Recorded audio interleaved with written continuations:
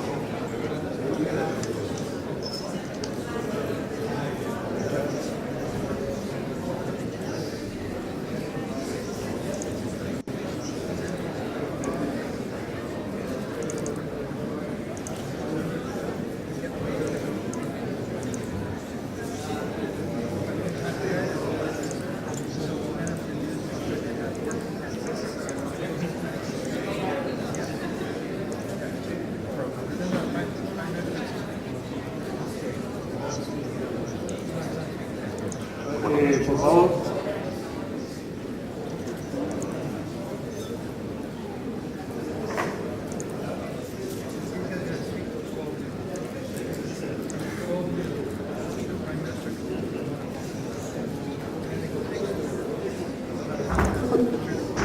Could everybody please take their seats for the next panel, please?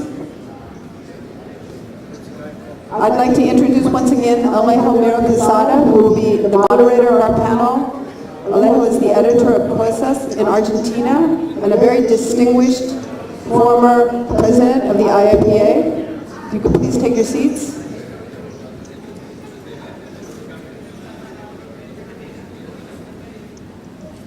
Bien, muchísimas gracias por estar hoy acá, día domingo en la mañana.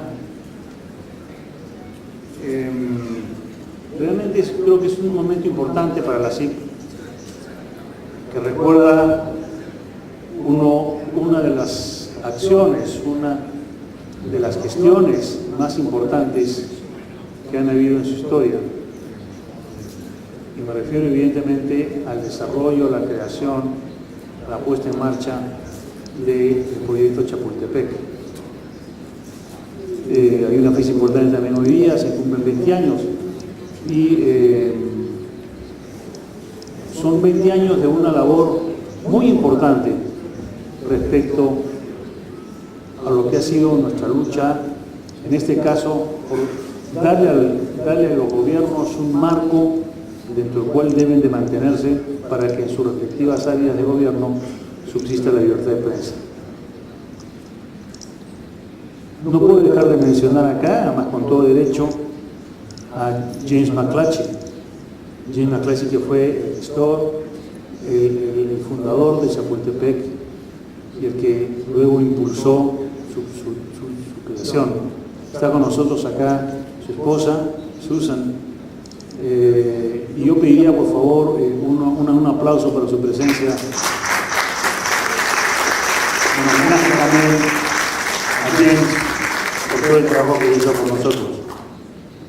Bien, tenemos a tres panelistas, José Roberto Dutriz, de la prensa gráfica, San Salvador, El Salvador, es presidente de la prensa gráfica y el grupo Dutriz, que edita 2 periódicos de circulación nacional en El Salvador y 9 revistas especializadas, además de dedicarse a actividades multimediáticas como producción de radio, televisión, información en telefonía celular. Vicepresidente regional de la CIP y presidente de la Comisión de Chapultepec, miembro de la Junta Directiva de la Fundación Salvadoreña por el Desarrollo Económico y Social FUNSADES. También tenemos con nosotros al señor Adrián Ventura, de la Nación de Buenos Aires, Argentina. Él es abogado y profesor de Derecho Constitucional, periodista del diario La Nación y del canal Todo Noticias, constitucionalista, doctor en Derecho por la Universidad de Buenos Aires, una tesis sobre garantías de la libertad de expresión, por lo que recibió el premio Facultad a la mejor tesis doctoral en Derecho. Y finalmente tenemos a Eduardo Ulibarri, es un periodista cubano, naturalizado costarricense, Obtuvo una licenciatura en Comunicación en la Universidad de Costa Rica y una maestría en Periodismo en la Universidad de Missouri, Colombia. De 1987 a 1988 fue Nieman Fellow de la Universidad de Harvard. Fue director del periódico La Nación Costa Rica de 1982 hasta el año 2003. En junio del 2010 fue nombrado embajador representante permanente de Costa Rica ante las Naciones Unidas en Nueva York. En la actualidad es presidente del Comité de Información de la ONU y desde 1936 ha sido profesor de periodismo en la Escuela de Ciencias de la Comunicación Colectiva de la Universidad de Costa Rica. Ocupó la presidencia de la Comisión de Libertad de Prensa de la Sociedad Interamericana de Prensa entre 1991 y 94. Es autor de varios libros sobre periodismo. Bien, dejo con ustedes entonces al señor Dutris como primer expositor. Gracias, Alejo. Buenos días a todos.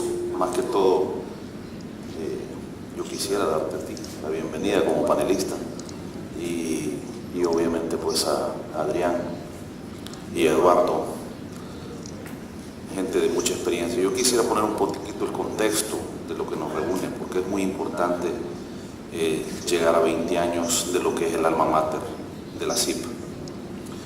Y el título pues, de este panel, después de 20 años, además de conmemorar esa fecha histórica, podríamos en síntesis catalogarlo que fue la iniciativa de un grupo de visionarios con mente clara y responsable, que por suerte de todos estaban convencidos en 1994 de que las libertades de expresión y las libertades de prensa son fundamentales e indisolubles. Y cuando decimos fundamentales, seguro estamos que no lo pensaron como un mero concepto filosófico, sino como un principio que debía regir los destinos de una sociedad que enarbola la bandera de la democracia. Esta declaración, suscrita el 11 de marzo del año 1994 en la Conferencia Hemisférica sobre Libertad de Expresión, acaba entonces de cumplir su 20º aniversario y el pasado 11 de marzo lo celebramos destacando su vigencia, su importancia, su relevancia como base de otros derechos humanos. Hace 2 décadas la CIP determinó, luego de la firma de este hermoso proyecto, difundir estos 10 artículos que dan forma a la declaración, artículos que son guías y medidores que hasta se les ha definido como una especie de GPS que nos dan la luz a la hora de ejercer esos derechos, ya sea como ciudadanos o como profesionales del periodismo que somos, de manera respetuosa, tolerante y democrática. Unos derechos que son antiguos y no por ello caen en desuso, unos derechos que necesitan ser asumidos a conciencia por las nuevas generaciones que a veces lo dan por un hecho obvio, de tal manera que necesitamos refrescar nuestro discurso, necesitamos pasar la batuta a esta generación que vive su existencia al minuto, para que también ellos asimilen la importancia de exigir estos derechos, porque lamentablemente la realidad es que las violaciones a las libertades de expresión y de prensa siguen siendo un asunto de actualidad, tal como lo hemos visto en las discusiones y en los informes, que no me voy a detener en ellos, son un flagelo en las Américas. Vivimos, como puede percibirse a diario, prácticamente en todas partes, situaciones de gran volatilidad política y de altos riesgos para el régimen de libertades que es vital para mantener la salud de la democracia. Y en ese marco, la libertad de expresión adquiere una trascendencia que cada vez se vuelve más decisiva para preservar la paz y la estabilidad y para garantizar la prosperidad y el progreso del ser humano como su fin. Por eso, colegas, la defensa es inequívoca y constante de dichas libertades, y esto constituye una obligación histórica insoslayable, cuya efectividad representa una de las medidas más reveladoras de la modernización real de cualquier sociedad. A través de esta comisión de Chapultepec, que me honra presidir en esta etapa, hemos difundido la esencia de la declaración, que ha sido avalada por presidentes y jefes de Estado de 32 naciones, congresistas, juristas, líderes políticos, académicos, periodistas, ciudadanos de las Américas, y sirvió de inspiración para la Interamericana Declaración de Principios sobre Libertad de Expresión. Pero todo esto no basta. Debemos aspirar a más. La ocasión es oportuna también para agradecer como CIPE el importante respaldo económico que durante muchos años nos dio la Fundación Robert McCormick, así como también reconocer el aporte de la Fundación del Fondo James McClatchy. Vamos a dar paso a esta charla del panel, que seguro serán útiles e influyentes. Solo quisiera citar un párrafo del preámbulo que sustentó la Declaración de Chapultepec y que me parece muy importante tenerlo presente, aún hoy, como punto cardinal de partida. La práctica democrática debe reflejarse en instituciones modernas, representativas y respetuosas de los ciudadanos, pero debe presidir también la vida cotidiana. La democracia y la libertad, un binomio indisoluble, solo germinarán con fuerza y estabilidad si arraigan en los hombres y las mujeres de nuestro continente. La libertad es una, pero a la vez múltiple en sus manifestaciones. Pertenece a los seres humanos y no al poder. Muchas gracias y queda abierta la primera participación para Adrián Ventura. Muchísimas gracias. Ahora sí. En realidad quiero abordar Chapultepec desde lo que ocurre en Argentina, de la aplicación práctica y quizás lo que ocurre en otras partes de América Latina. También tiene relación con el panel anterior. Escuchando el panel anterior hubo dos palabras que no mencionaron. Una es minorías y la otra es control republicano. Hablan de democracia. Todos estamos hablando de democracia. Estamos atrapados en la semántica de lo que es la democracia. Y hoy los gobiernos actuales no están concibiendo la democracia, no están dando a la democracia el significado que nosotros le damos. Es decir, estamos atrapados en una semántica impuesta justamente por gobiernos cada vez más autoritarios que lo que quieren es cambiar el significado de la palabra democracia. Entonces me parece que esto hay que tenerlo en cuenta como punto de partida. Y cuando hablábamos, hace un rato escuchábamos el panel hablar de concentración de poder, porque también es algo que se menciona en Chapultepec, concentración de medios. En realidad, concentración de medios o desconcentración de medios es algo que reclama quien quiere concentrar el poder. Hoy los gobiernos actuales en América Latina lo único que buscan es concentrar el poder. Me parece que esa es la discusión. ¿Cómo se concentra el poder en los gobiernos actuales y cómo se busca que los medios, que cada vez están más acorralados por la presencia de Internet, o cada vez Internet presenta un mayor desafío, cómo se busca debilitar al mismo medio? Quienes quieren concentrar el poder, como lo que buscan es debilitar a los medios, que ya de por sí están quedando acorralados por esa mayor presencia, omnipresencia total de Internet. Entonces, cualquier abordaje que se haga, me parece que hay que tener en cuenta esto. ¿Qué es lo que está pasando con los principios del Chapultepec? En muchas partes siguen siendo un enunciado muy lindo, muy bonito de principios, pero voy a referirme a mi país y quizás alguno de ustedes pueda traducirlo en términos de sus propios países, de Argentina. Yo voy a hablar de Argentina, ¿no? El principio número 3, que tiene que ver con el acceso a la información. Los estados están obligados a favorecer el acceso a la información. Tienen el deber legal. En Argentina no sigue sin haberse sancionado una ley de acceso a la información. Y los gobiernos cada vez son más transparentes. Y esto no solo el gobierno argentino. La Corte hace apenas 2 años, el año pasado, en un caso, y hace 2 semanas en otro caso, la Corte Argentina condenó al gobierno a permitir el acceso a la información. Había pedido en los 2 casos judiciales 2 organizaciones. En uno, una organización civil, ADC, en el otra, CIPEC, habían pedido acceder a información sobre, justamente, fíjense, distribución de planes sociales, la matriz del clientelismo, la matriz del populismo. Y el gobierno, naturalmente, dijo que no. los gobiernos no están interesados en absoluto en permitir el acceso a la información. Y cuando llega la respuesta judicial, que llegó el año pasado y llega muy tarde. La respuesta judicial llega tarde. Saber cómo se distribuyeron durante los últimos 7 años planes sociales en Argentina puede ser muy interesante, pero no va a permitir desarmar la matriz del clientelismo. La respuesta judicial es tarde, las instituciones están fallando. Chapultepec nos está imponiendo principios, nos está hablando el gobierno de democracia y no tenemos mecanismos de control. Otro de los principios de Chapultepec es justamente la distribución del dinero público para la publicidad oficial, que no se puede utilizar la publicidad, no se puede premiar o castigar a los periodistas o a los medios por su línea editorial. Sabemos que en toda América Latina la matriz de la distribución de publicidad oficial es la misma. Se premia a los medios amigos, se castiga a los medios adversos.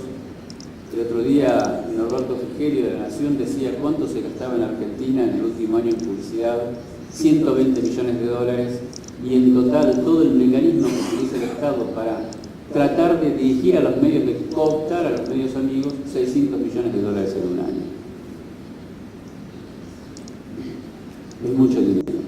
Es decir, el principio de distribución equitativa de la publicidad, de no premiar o no castigar, es nada más lamentablemente una declaración de principios en buena parte del continente. Por lo menos en Argentina me parece que en buena parte del continente. Y la justicia dio también respuesta. La Corte Argentina condenó en 3 casos judiciales al gobierno, en un caso un gobierno provincial, en otro caso al gobierno nacional, por haber retirado o por no haberle dado suficiente publicidad o haber discriminado a algunos medios. El gobierno simplemente no cumple con esos fallos judiciales. Es decir, que la respuesta judicial, la respuesta institucional, sigue llegando tarde. Vuelven a fallar los mecanismos de control. Siguen los gobiernos construyendo democracia y nadie estamos preocupados por construir república. Nos falta, creo que la tarea de la CIP es no hablar de democracia, es hablar de república. Y tenemos que tener un compromiso, me parece que la CIP debería tener un compromiso activo en trabajar en lo que es el concepto moderno de democracia, pero para ponerle límites, no a la democracia real, sino para ponerle límites a la visión autoritaria que están teniendo los gobiernos. Este es el desafío, me parece. Nosotros hablamos de libertad de expresión en un contexto donde lamentablemente la libertad de expresión tiende a desaparecer, donde quieren dejarlo como un insumo que puede dar o retirar el gobierno en cualquier momento. Y un tema que no puede estar ausente de lo que ocurre en Argentina, porque lo hablamos acá en la CIP durante muchos años, durante los últimos años fue la ley de medios en distintos países y la ley de medios en la Argentina. Una ley de medios que se podría plantear desde algunos principios, se podría creer que algunos principios de Chapultepec de alguna manera permiten que el gobierno intente favorecer la desconcentración. Vuelvo a decir que hablar de desconcentrar medios, justamente se preocupan por desconcentrar medios quien quiere concentrar el poder.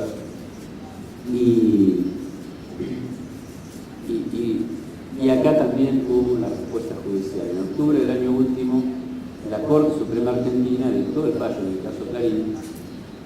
Y bueno, un poco lo que quiero comentarles es lo que ocurrió, en qué medida la Corte avaló esta ley. La ley, ustedes sabían, lo que ponía era un límite al número de licencias, pero también hacía caer bajo el imperio de la ley, que obliga a vender licencias, hacía caer a los cables, a los medios que no utilizan espectros. La Corte Suprema Argentina avaló la constitucionalidad de la ley, pero ustedes dicen, hay que defender al Grupo Clarín. Yo hago una propuesta, saquemos al Grupo Clarín del escenario, apretemos el botón y pensemos que por un momento el Grupo Clarín no hubiera existido, o no existiese. y el fallo no sería bueno. El fallo sigue siendo un fallo que genera inseguridad. Le voy a decir 2 o 3 ideas fundamentales de la decisión de la Corte. La primera es que para el gobierno argentino ningún medio de comunicación tiene derecho a invocar derechos adquiridos. No se pueden invocar derechos adquiridos sobre las licencias que tiene un medio aún cuando no haya vencido ese plazo. Y este concepto la Corte lo convalidó. Este concepto me parece que genera mucha inseguridad jurídica, porque en definitiva, si uno tiene un plazo de explotación de una licencia, debería poder gozarlo. El segundo concepto que tiene la Corte en cuenta es que si alguien la retira en el medio, puede sustituirlo por una indemnización. Me parece que ahí hay una trampa. Lo que hizo la Corte es tratar el tema como una cuestión patrimonial para evitar hacer un control intenso sobre el ejercicio de libertad de expresión. Pero si a alguien le sacan el medio y lo indemnizan, no le están permitiendo representar un sector de la opinión pública, ni hablar. Es decir, hay una línea editorial afectada. Y esto hay una parte de la Corte que lo reconoce, una minoría de la Corte de 3 votos donde esto está expresado, pero la mayoría no lo reconoce. Y el tercer punto que me parece quizás el que genera mayor riesgo, es que queden los cables, los medios que no utilizan espectro, incluidos en los alcances de una ley de medios. Y acá el gobierno y la Corte, porque en realidad lo que está haciendo la Corte es permitir que el Congreso dicte la ley de medios que se le ocurre que puede dictar. ¿Por qué? Porque hay una cuestión de interés público en participar en el debate con la opinión pública, lo dice la Corte. Entonces el gobierno puede regular no solo las cuestiones que tienen que ver con el espectro, sino las que no tienen que ver con el espectro. Y hoy los medios, la mayoría de los medios van a ir hacia el no espectro. Las plataformas periodísticas también están en portales de internet. ¿Qué va a hacer la Corte? Por ejemplo, ¿va a permitir entonces con esta jurisprudencia la Corte Argentina o alguna otra jurisprudencia que se regule a los diarios que aparecen a través de internet, aun cuando no utilicen espectro? Porque se transmiten por internet, en definitiva. Pareciera que sí. Pareciera que los fundamentos de la Corte Argentina están para eso. Es un riesgo. Y en segundo lugar, permitirle a los medios dividirse. O sea, forzar la división de los medios. En este caso, el Grupo Clarín en 6 unidades empresariales distintas, pero podría ser cualquier otro. Forzar esa división de los medios, como quiso la ley, lo único que hace es generar medios más débiles. En un momento en que los medios tienen que necesariamente buscar alianzas, fusionar plataformas, para no quedar postergados. Lo que está haciendo la ley es ir en el camino inverso, crear medios más débiles. Claro, el argumento de la desconcentración suena bien, es muy bonito, pero hace que estos principios de Chapultepec, por ejemplo el 7, el 8, queden en un signo de interrogación por lo menos en algunos países. Y finalmente, por aquí quiero ser muy breve, la Corte le puso a este fallo un marco de condicionantes. Dijo, la ley de medios es constitucional, pero también el gobierno tiene que distribuir en forma equitativa la publicidad oficial, no tiene que influir sobre los medios, no tiene que cooptarlos. Le puso muchos condicionantes. Claro, son condicionantes, es un marco teórico lo que dibuja la ley, el fallo de la Corte, que en la práctica de Argentina no se cumple. En la práctica de Argentina sigue habiendo distribución arbitraria de la publicidad oficial, en la praxis argentina sigue no existiendo el acceso a la información, por más que haya fallos de la Corte que nadie cumple. Entonces, vuelve a fallar el mecanismo de control. Un fallo dictado para un país teórico que en la práctica no existe.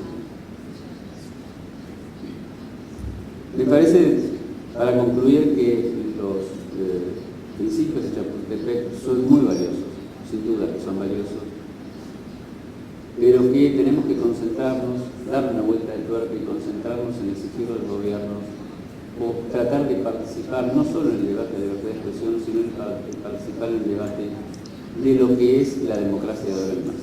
Si no, nos vamos a quedar hablando en el aire, y hablando en el aire de una realidad económica que está cambiando, y con poderes judiciales que en definitiva no solucionan los problemas, sino que quizás son parte del problema.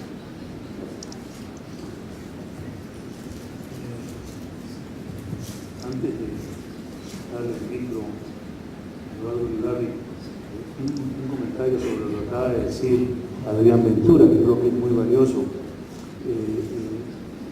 Efectivamente, los principios de Chapultepec son muy importantes, han servido de gran manera para que podamos nosotros hacer seguimiento a los gobiernos sobre la manera como han manejado su situación de libertad de prensa en sus respectivos países. Les hemos puesto nota, hemos ido a los distintos países, tenido reuniones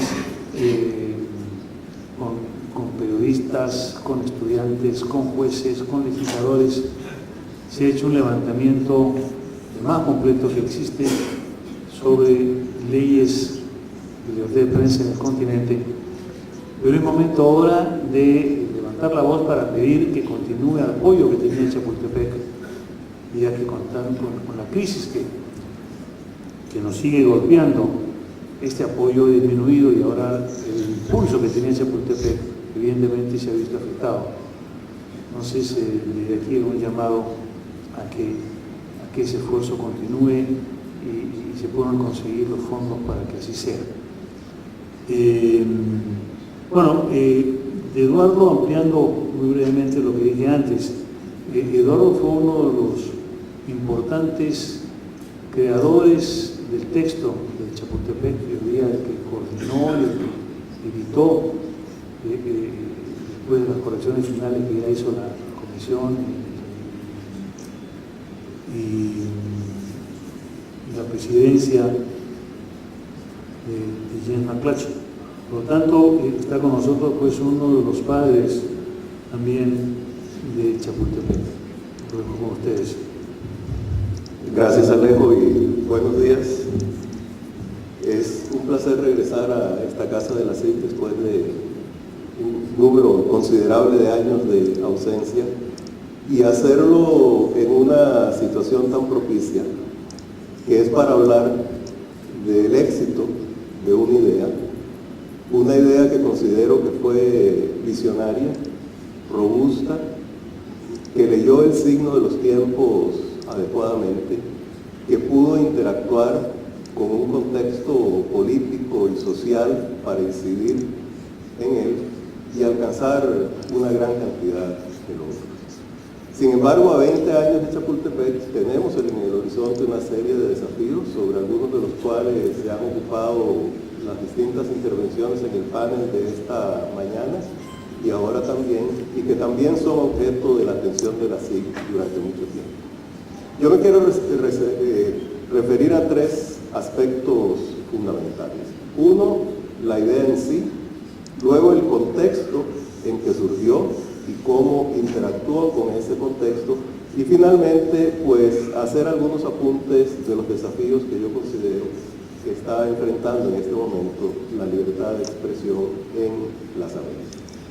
Y antes de hacerlo, deseo rendir homenaje, como ya lo hizo Alejo Miró Quesada, a algunos de los principales, o diría yo no a algunos, sino a los principales creadores, inspiradores e impulsores de esta idea. Uno no nos acompaña, Jim McClatchy, pero fue realmente el motor detrás de la concepción de la Declaración de Chapultepec. Está aquí también con nosotros Ed Seaton, que fue fundamental en este proceso, y en la parte de organización y resultados inmediatos también quiero destacar el papel de David Hume en todo este proceso. Creo que ellos tres son actores fundamentales, obviamente, además de todos los participantes en la conferencia de Chapultepec, y el apoyo que se obtuvo de la Sociedad Interamericana de Prensa y de las fundaciones McCormick Tribune, la Fundación McClatchy y también la Fundación Ramos. Creo que esos apoyos, sobre todo de la Fundación McCormick, fueron fundamentales para no solo la conferencia, sino el proceso posterior. Ahora, ¿en qué consistió la idea? Yo todavía me resuena en la mente haber oído, confieso que al principio con cierto escepticismo, a Jim McClatchy referirse a la importancia de que existiera una suerte de carta magna de la libertad de expresión en las Américas. Digo que lo oí con escepticismo porque sonaba un poquito exagerado, y sin embargo creo que en gran medida la manera en que esta idea tomó cuerpo, el hecho de que se lograra resumir en 10 principios, un número bastante cabalístico y muy fácil de retener, que se lograra hacer la conferencia en el castillo de Chapultepec, que ha sido sede de una gran cantidad de acontecimientos internacionales, que llevara a la par de su nombre oficial, Declaración Hemisférica sobre Libertad de Prensa, el de Declaración de Chapultepec, todo eso y la fuerza de los elementos que se incluyeron en la Declaración de Chapultepec, de esos 10 principios y del preámbulo que los precedió, creo que fueron fundamentales para el éxito. Sin embargo, creo que también resultó fundamental el contexto en el que surgió la Declaración de Chapultepec, y me quiero referir a algunos aspectos de ese contexto.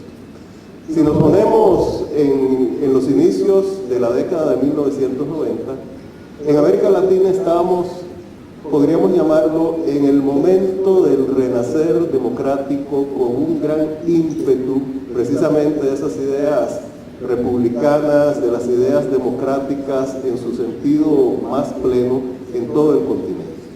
Sin embargo, ya se podían detectar en ese contexto una serie de riesgos emergentes para la libertad de expresión, y además de posibilidades para poder impulsar esa libertad de expresión.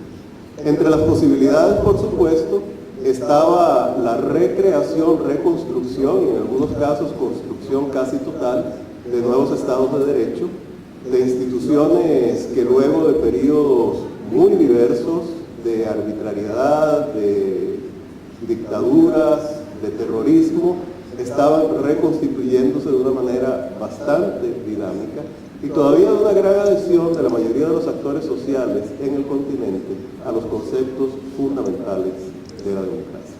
Todo eso indudablemente creaba condiciones muy propicias para el impulso de la libertad de expresión y para su vivencia cotidiana. Pero por otro lado, ya se habían comenzado a manifestar ese tipo de riesgos que iban más allá de las tradicionales restricciones, arbitrariedades y agresiones de los regímenes autoritarios o tiránicos en contra de los medios.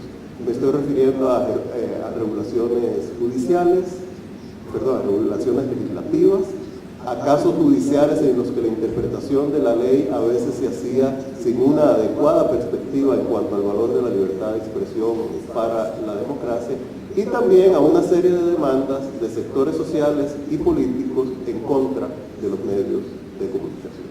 Entonces ahí había un riesgo del cual ya la Comisión de Libertad de Prensa, que a mí me tocó presidir del año 91 al 94, se había estado ocupando. Y en este sentido, parte de la idea fundamental de la Declaración de Chapultepec fue precisamente crear como un punto de referencia, lo que diríamos un benchmark, conforme al cual poder evaluar la situación y los avances, y además impulsar la evolución de la libertad de expresión en todo el continente. Obviamente con énfasis en América Latina y el Caribe, pero también en Estados Unidos y Canadá. Y esto creo que se logró gracias al texto. Parte también del contexto era en el ámbito internacional cómo la idea de la libertad de expresión había venido ganando ímpetu. Recordemos que en 1991 se produce la declaración de Windhoek, impulsada por la UNESCO en África. La UNESCO, que durante muchos años estuvo tratando de desarrollar el llamado Nuevo Orden Mundial de la Información y la Comunicación, con grandes tintes autoritarios de control estatal, se abría, yo diría que gracias al liderazgo de Federico Mayor Zaragoza, a un nuevo periodo de impulso a la libertad de expresión. Y esta declaración de Wim Hoek dio paso para que 2 años después, por recomendación de la UNESCO, la Asamblea General de las Naciones Unidas, imagínense de qué estoy hablando, decidiera establecer el 3 de mayo, aniversario de esa declaración, como el Día Mundial de la Libertad de Expresión. O sea, en ese contexto había aspectos muy importantes.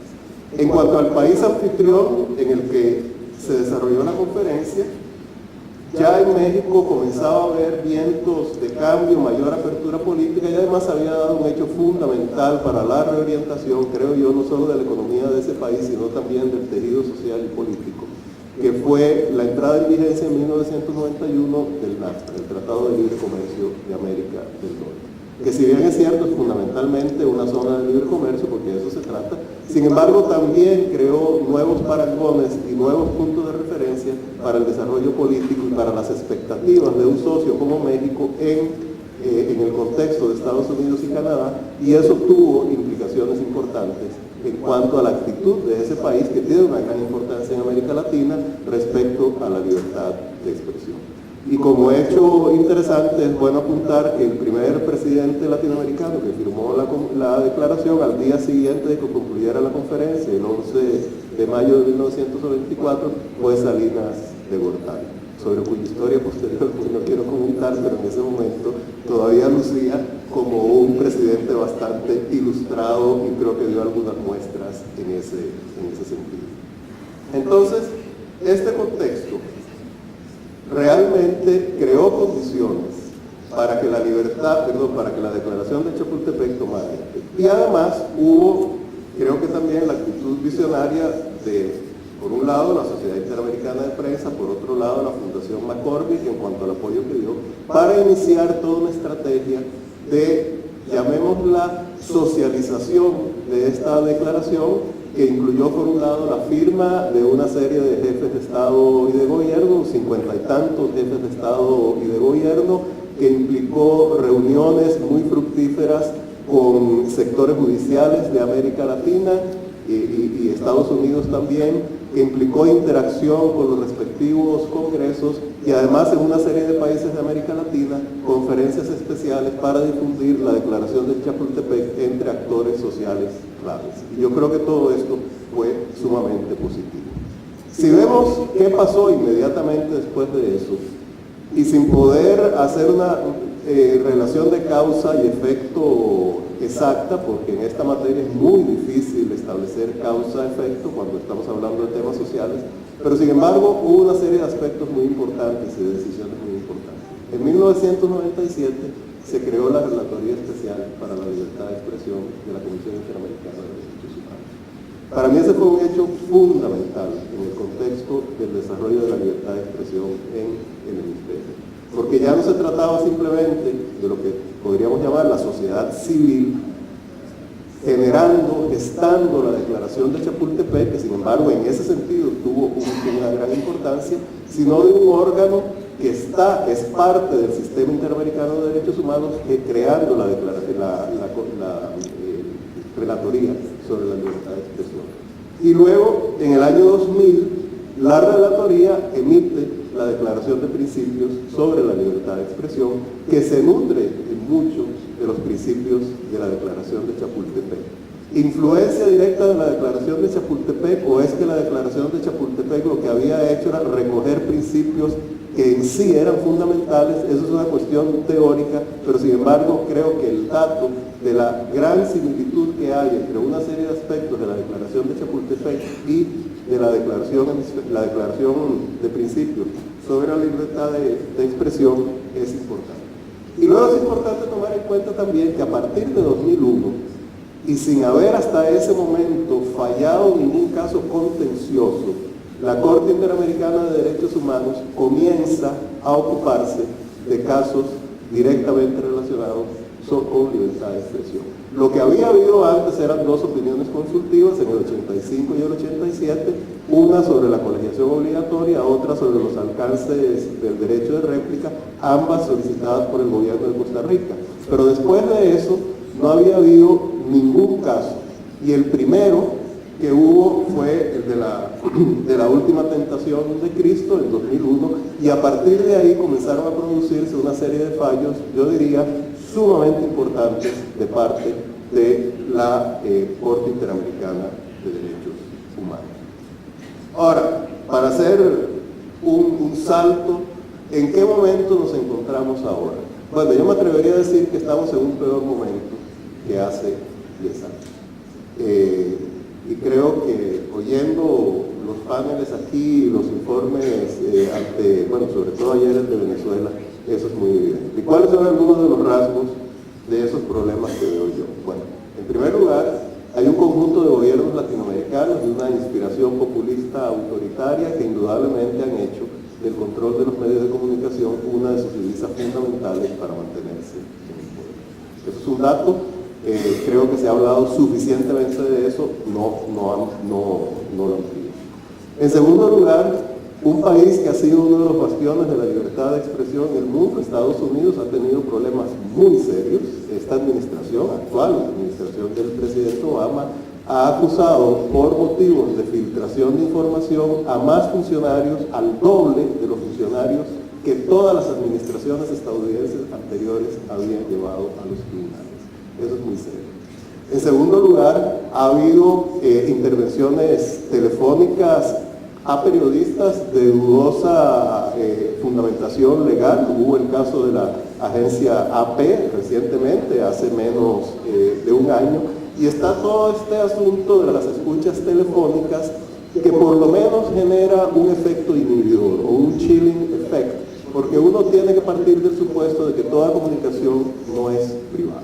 Y eso es muy serio desde el punto de vista del manejo de los flujos de la comunicación y del efecto inhibidor que eso puede tener, sobre todo en cuanto a los medios nuevos o los nuevos medios de comunicación, las tecnologías de la información y la comunicación para el ejercicio de la libertad de expresión. Y no me estoy refiriendo exclusivamente a Estados Unidos, que tiene un marco de Estado de Derecho donde en última instancia estos temas se pueden resolver, pero me estoy refiriendo a otro tipo de regímenes que tienen la tecnología y que a partir de lo que ha sucedido en Estados Unidos pueden justificar medidas mucho más severas, mucho más autoritarias y mucho menos sometidas al control público. Por otro lado, creo que ciertamente el ímpetu del sistema interamericano de derechos humanos se ha reducido fundamentalmente por el asalto. Yo diría que la palabra asalto aquí no es exagerada, que algunos gobiernos, sobre todo del ámbito del ALBA, han emprendido en contra de este sistema. Ustedes probablemente recuerden que en el 2011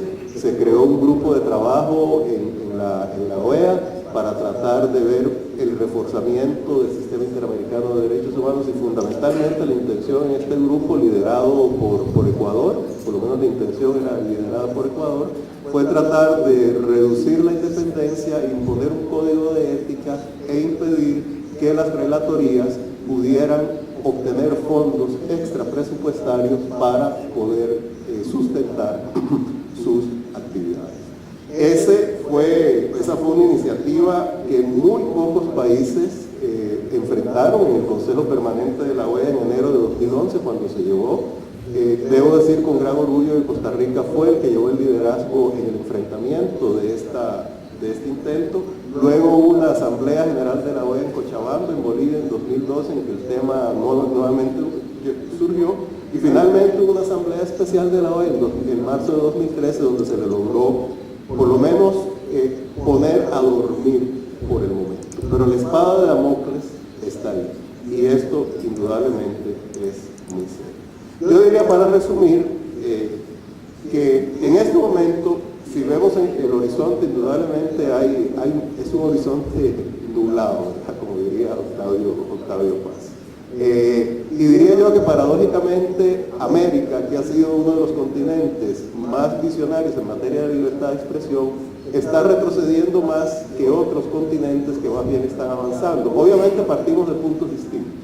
África parte de puntos muy distintos a los de América Latina, pero uno ve en otros países que hay ciertos avances y en general en América Latina hay o una parálisis o un retroceso en materia de libertad de expresión. Eso es un aspecto que hay que tomar en cuenta y que es muy preocupante. ¿Cuáles son algunos elementos positivos en el ámbito institucional? Creo que la UNESCO mantiene un ímpetu en su voluntad favorable a la libertad de expresión, a pesar de los embates de algunos estados. La Comisión Interamericana y la Relatoría sobre la libertad de expresión se mantienen activas. Obviamente los medios de comunicación también se mantienen activos, y yo diría, bueno, ahora que yo he estado en la ONU recientemente, que en el contexto de la ONU también se han tomado medidas interesantes. Por ejemplo, recientemente, en noviembre, la Asamblea General adoptó una resolución sobre la protección de la seguridad de los periodistas, que es muy similar a otra que había adoptado en el 2006 el Consejo de Seguridad, y también el relator de la ONU sobre libertad de expresión ejerce, Frank LaRue, guatemalteco, ejerce con gran energía, yo diría con gran visión y con gran propiedad su tarea, y ha emitido una serie de informes especiales que sustancialmente son muy importantes como punto de referencia. ¿Cuáles son algunas ideas? Creo, por un lado, que los medios de comunicación, en lo que podemos controlar o en lo que pueden controlar, y yo estoy en ellos, deben involucrarse más con los actores sociales para convencerlos de la importancia de la libertad de expresión. Aspiro, y ahí me hago eco de las palabras de Alejo, que todo el esfuerzo de Chapultepec pueda tener un apoyo financiero suficiente. Es difícil en esta época, y creo que conceptualmente es muy importante convencer y actuar en tal sentido sobre el hecho de que la libertad de expresión no es un tema solo de los medios y menos aún solo de los periódicos. Es un tema que pertenece, es un derecho que pertenece a todos los ciudadanos, y que sobre todo ahora que todos los ciudadanos lo ejercen de manera más dinámica, es importante que lo ejerzan también así. Con esto concluyo para no hacer más largo. Muchas gracias. Muchas gracias, Eduardo. Se abre entonces a alguna participación del público. Se pueden acercar y tomar los micros directamente.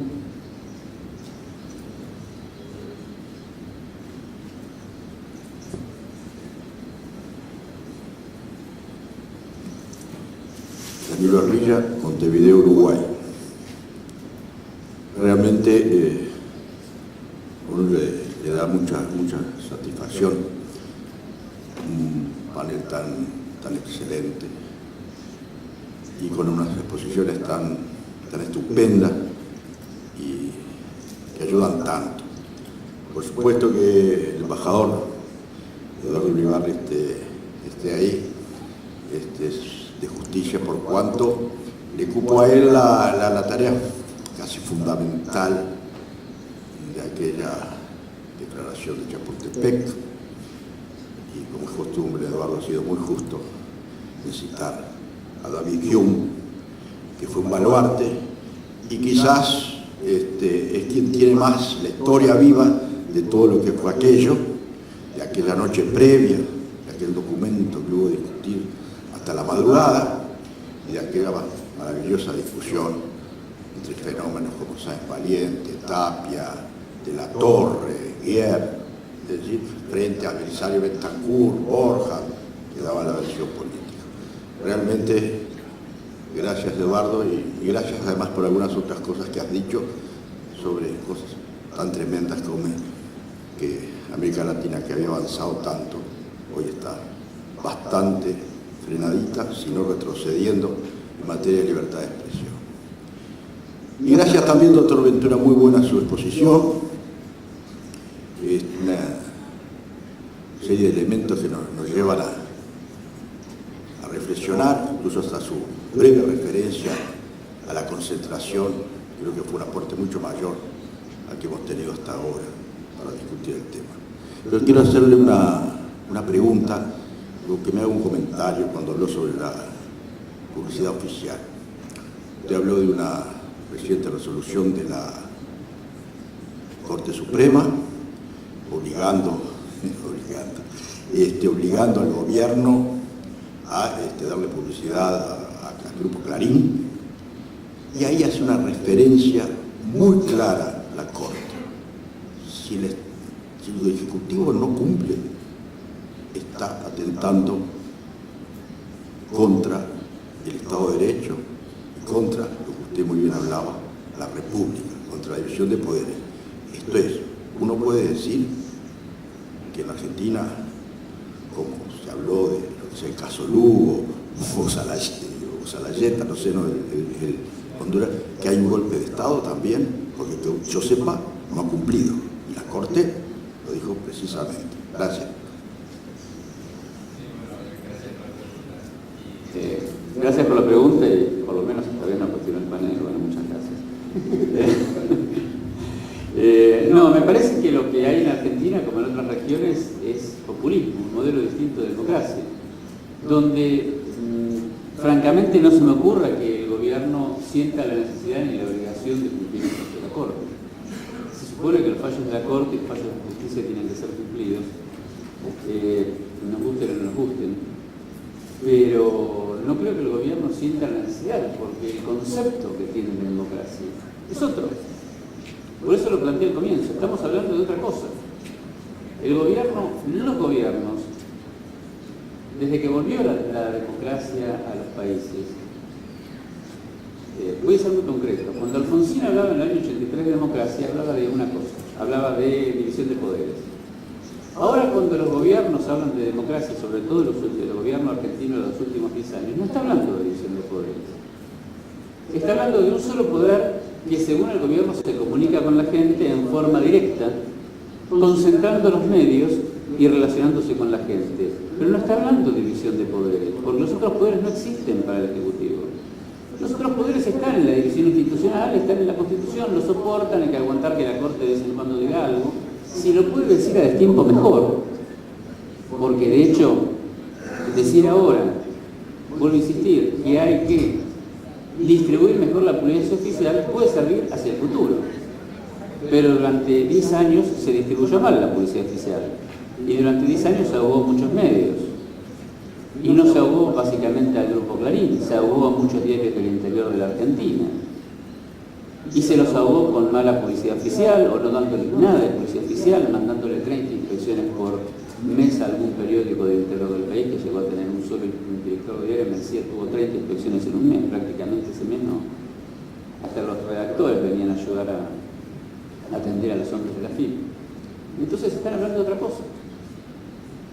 Por eso me parece que el desafío de la CIP es ver cómo poner el debate en este contexto. El contexto que tenemos es muy negativo en todos los países. Entonces ver cómo poder articular un debate frente a quienes quieren transformar la democracia. Y hay una palabra, yo lo dije al comienzo, hay una palabra que me llama la atención, que no se la menciona: minorías. Porque la libertad de expresión, a ver, el concepto de democracia que nos quiere armar el gobierno, que nos quieren armar los gobiernos populistas, es una democracia colectivista, donde el líder dirige en función de un supuesto bienestar de las mayorías y donde las minorías no pueden protestar. No es un concepto de democracia donde lo que importa es el individuo queda allá abajo. A nadie le importa el individuo, no estamos hablando de ciudadanos, no estamos hablando nunca más de ciudadanos. Estamos hablando de colectivos, de mayorías que imponen sus decisiones sobre las minorías y desconocen los derechos de las minorías. Caramba, Europa se dio cuenta que esto no funcionó en la Segunda Guerra. Y recuperaron el concepto de minoría que directamente los europeos no los tenían en sus constituciones. Miren qué importante es el concepto de minoría. Es fundamental. Es el hombre que se quiere informar. Y el hombre que se quiere informar, se puede querer informar por el Universal, por Clarín, por Página 12, por cualquier medio. Pero tienen que existir todos. Estamos en gobiernos, frente a gobiernos autoritarios, democracias autoritarias y populistas que descreen de la libertad de expresión. Y el populismo tiene un riesgo. Es muy difícil salir del populismo. Lo está viviendo Venezuela. De un populismo, lamentablemente, se sale con otro populismo del signo contrario, o se sale con violencia. Y esto no debería ser así. Pero la experiencia mundial es que del populismo es muy difícil salir. Algún país con mucha historia, como Italia, que vivió una suerte de populismo durante la época, un populismo light durante la época de Berlusconi, y que la gente por un momento cayó en esa trampa, salió hacia un gobierno técnico, que cayó. Pero claro, el sistema parlamentario italiano admite que un gobierno técnico caiga, a la gente no le guste, y después tiene que buscar otro gobierno y otro gobierno. Pero en un sistema más rígido como el presidencial de Venezuela, el populismo hacia qué está derivando, hacia la violencia. El riesgo es que un populismo muchas veces sale con otro populismo. Es muy difícil salir de esa trampa.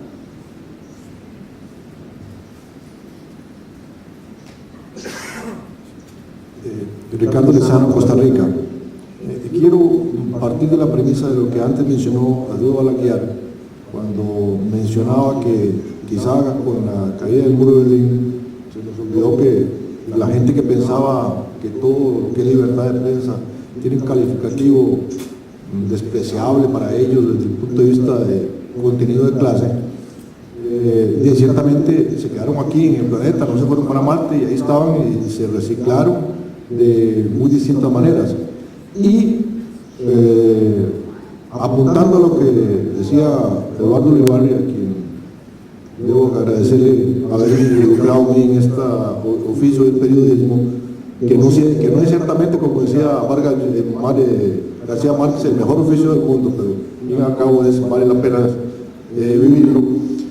Si los tiempos son doblados, Eduardo y señor de la mesa, no será tiempo de que revivir otra declaración similar a la de Chapultepec o a condicionarla a los tiempos actuales, porque yo, como Eduardo, también incursioné en el mundo de la diplomacia, me tocó vivir en Venezuela el inicio del proceso, y eran momentos en los cuales apenas tenía de vigencia la Carta de Chapultepec, unos cuantos años, y ahí fui testigo de la agresión física a periodistas, de la agresión verbal que el presidente entonces hacía contra los medios de comunicación, y todo este ambiente a partir de ahí más bien vino a retroceder hasta donde estamos hoy. Reitero entonces, para no extenderme más, no será tiempo de reoxigenar esta declaración de Chapultepec y emitir un nuevo llamado, toda vez que, como bien decía Eduardo, no se trata solamente de un aspecto tangencial en cuanto a libertad de expresión, sino que es algo consustancial al régimen democrático liberal.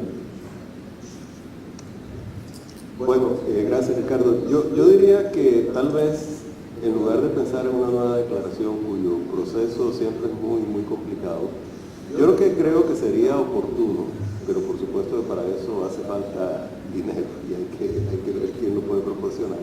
Si pudiera haber algún tipo de conferencia, reflexión sobre la vigencia de la declaración de Chapultepec en el mundo actual de las nuevas tecnologías de la información y la comunicación, y cómo se conectan, cómo se pueden interpretar esos principios que están ahí en relación con la emergencia de los Twitter, de los blogs, de Instagram, todo el universo de posibilidades de comunicación que ejercen directamente los ciudadanos. Creo que esto podría ser de gran ayuda. Sin embargo, yo creo que en última instancia el ejercicio pleno de la libertad de expresión depende de un Estado de Derecho democrático y funcional.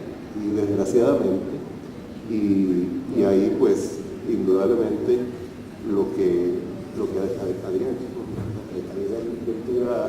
ha dicho, yo lo suscribo plenamente. O sea, no basta con tener la democracia entendida como una faja de transmisión entre una voluntad ejercida en algún momento y el otorgamiento de un poder a determinados líderes. Hay que tener estructuras legales, dentro de la cual incluso temas como la concentración de los medios, el derecho de réplica, la confidencialidad de la fuente se pueden discutir en un marco legítimo, democrático y con tribunales independientes. Pero creo que desgraciadamente esa situación no es la que prevalece en una gran cantidad de países de América Latina. No me atrevería a decir que en la mayoría, pero sí creo que en una gran cantidad no prevalecen esas condiciones con distintos grados. Entonces yo diría que el eje, pero claro, eso trasciende mucho la labor de la prensa, aunque está vinculado, es tratar de impulsar estados de derecho robustos y verdaderamente democráticos.